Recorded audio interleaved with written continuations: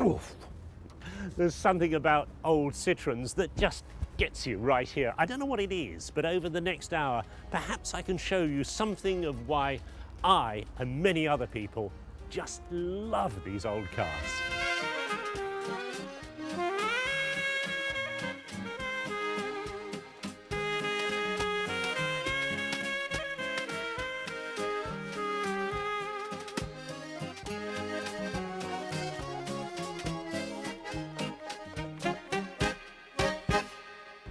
So much of the appeal of Citroen is bound up in its history. Now, this is the private museum that Citroen has set up in its factory outside Paris. So it's a very good place to start the story of Citroen. The Citroen story really started in 1900 when, as a young engineering student, André Citroen visited Poland, and by chance he saw a set of gear wheels with V-shaped teeth like this. Now he immediately realized the potential. He hurried back to Paris, and after his national service he took out a patent on these gear wheels and he set up a factory in Paris to make them. Now he was a tremendous success. By 1907 he got sales offices in Moscow, in Brussels and in London, and his gear wheels were being used in heavy engineering all over the world, including, interestingly enough, the steering gear of the Titanic. In 1912, as a successful industrialist, he went to America. He met Henry Ford, and he watched the mass production of the Model T Ford. Came back to Paris inspired by his experience and wanted to make a car for the masses, but his ideas were thwarted by the First World War. André Citroen was called up as an artillery officer, and he very soon saw his army starting to run out of shells in the grim trench warfare. So he went to the government with a plan to mass produce them. The government gave him a contract to make 1 million at 24 francs each. He built and equipped a new factory in the heart of Paris, and by the end of the war, he'd made over 23 million shells. So when peace came, Citroen, by then 40 years old, had a factory, machine tools, a skilled workforce, and the capital to make his first foray into the car business. The workforce weren't just skilled, they were fit as well. Look at these exercises they had to do every morning, and we thought it was just the Japanese who did this. Now, with that experience of mass production, Citroen decided to make a car for the people, and this was it, the Type A. Now, it was cheaper, it was more economical than any of its rivals, and yet despite that, it came fully equipped with a hood, with electric lighting, with a starter, and even tools as standard. It was a great success, and within 2 years, he'd sold 12,000 examples of the Type A. In 1922 came the famous 5CV, the Cloverleaf. Now this was the first car that had really been aimed fair and square at women drivers. Normally they were painted bright yellow. This one's red, just to prove the point. And in 1926, the factory opened in Slough in England, and Citroen started making cars over there. This is the Cloverleaf from the Slough factory. Steering wheels on the other side. Next up came the equally successful B series. Now these cars came in a range of body styles, like this fabulous two-seater Caddy, but they also came as four-door saloons, you name it. The bodies were made of steel instead of being based on wood frames, and Citroen said that made them a lot safer, and he wasn't afraid to demonstrate it either. And he also wasn't afraid of the odd publicity stunt. Could one of the new steel-bodied cars take a bus full of people on its roof? You bet it could. The B12 in 1926 had another world first. For the first time, and an amazing invention, the rear brake lights came on as you pushed the pedal. What a surprise! The opening of the Citroen factory in Slough in 1926 and the opulent Citroen showrooms on London's Piccadilly was marked with magnificent banquets that the great and the good of both Britain and France attended. This reflected the enormous success of Citroen in the United Kingdom, far outstripping any other importer. By 1928, Citroen had introduced the C-Type. This is a coupe de ville, You travel in luxury in the back. I, the chauffeur, am exposed to the elements, but nevertheless, the epitome of luxury motoring. The C-Series came in both two-seater, in four-seater, saloon, doctor's coupe versions, and was a great success. It was called the Chryslerization of Citroen. It was thought that there was a great deal of American influence on the C-Type's design. The 8CV cars followed in 1932, and a famous series of stripped-down Rosalies built on the C-Type chassis and engine were destined to set numerous long-distance and endurance speed records. By this time, Citroen was well established as a truly international business, with offices not only throughout Europe but in the Far East and South America. And Citroen was doing more than just build cars.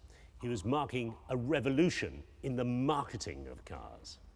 He had a natural flair for publicity. By night, his name was flashed up the Eiffel Tower in letters 100 feet high that could be seen from 60 miles away. Once a month, he bought the entire back page of France's most popular newspaper to talk about his factories and their products, and he had aircraft writing the Citroen name in smoke over the capital. He threw a huge party to welcome Charles Lindbergh, first man to fly the Atlantic. And he presented Josephine Baker, the famous cabaret dancer, with her own black Citroen. It seemed he was never out of the news. With his taste for gambling, he won £50,000 in 6 hours in Deauville one night, and for the Paris high life, he was the embodiment of the roaring 20s. Over 5,000 taxicabs run by Citroen's own taxi company circulated round Paris, painted black and yellow with the double chevron on their doors. At its height, automobile Citroen had annual revenues of over £1 billion francs, making André one of the richest men in the world. And part of the publicity was the famous expeditions in cars like these, conventional Citroen models equipped with half-tracks at the rear, enabling them to cross snow or sand. Quegres, as they were called, cars like these were to embark on internationally publicised trips to places no vehicles had been before. Across the sands of the Sahara, from Algiers to Timbuktu and back, then from North to South Africa, and finally from Beirut to Peking, fighting their way across the Gobi Desert and through completely uncharted territory where not even footpaths, let alone roads, existed. But it was this car, the immortal Traction Avant, launched in 1934, that was to send shockwaves right round the motor industry. It was a car that was so far ahead of its time, it set the standard for the modern car of today, almost. And it was the car that really cemented the Citroen legend, and yet it was to break the man himself. In 1931, Citroen had again visited America, and the Budd Corporation had shown him a revolutionary new idea, how you could build a car body as a complete monocoque without a chassis. Citroen adopted the idea with huge enthusiasm. He came back to Europe, really fired up, and set to work on his new project. He set his team a breakneck timetable for the design, development, and production of the car. They said they would need 6 years. He gave them 4. The car was to have long, low, all-steel bodywork with no chassis, flat floors, independent front suspension, an automatic transmission, plus front-wheel drive. Front-wheel drive, of course, was not new. It had been used in the industry before, but this was the first time it was going to be in a car mass-produced. Why was Citroen so keen on it? Well, as this animation of the time shows, by making a car front-wheel drive, you pull it along. It makes it much more stable, both in a straight line and when it's cornering.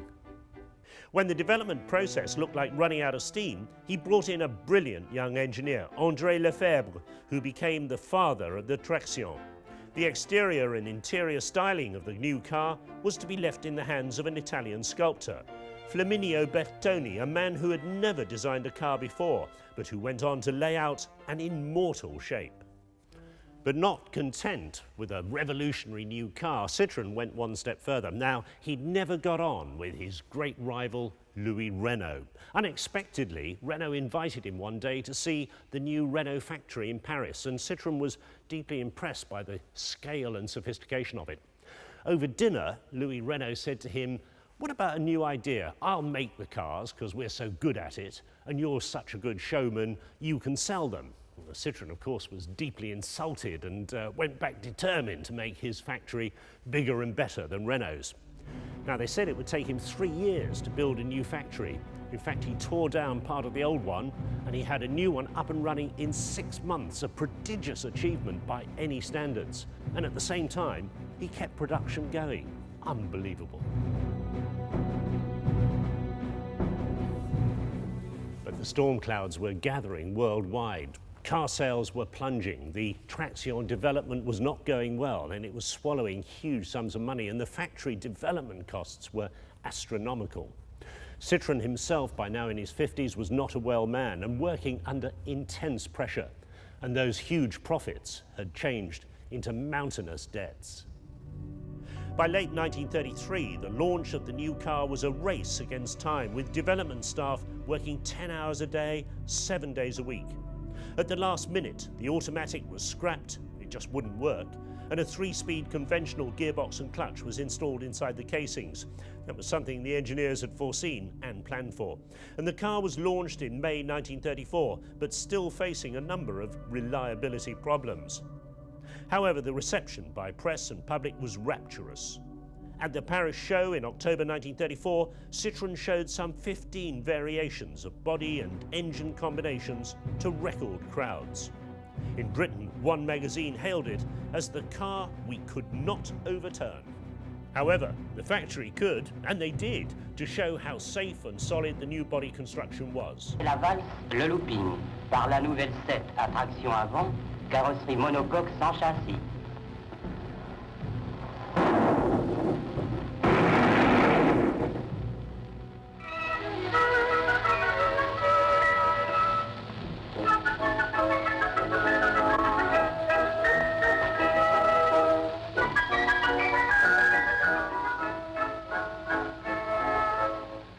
Tout va bien, la promenade continue.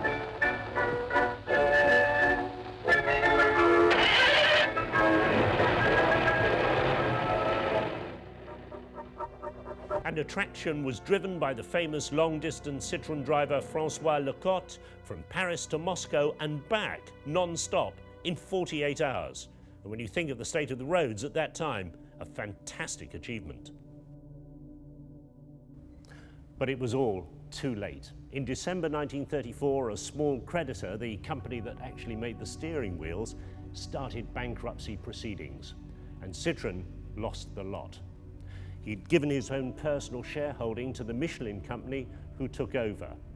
André was banned from his beloved factory, and in July 1935, very ill with stomach cancer, he died.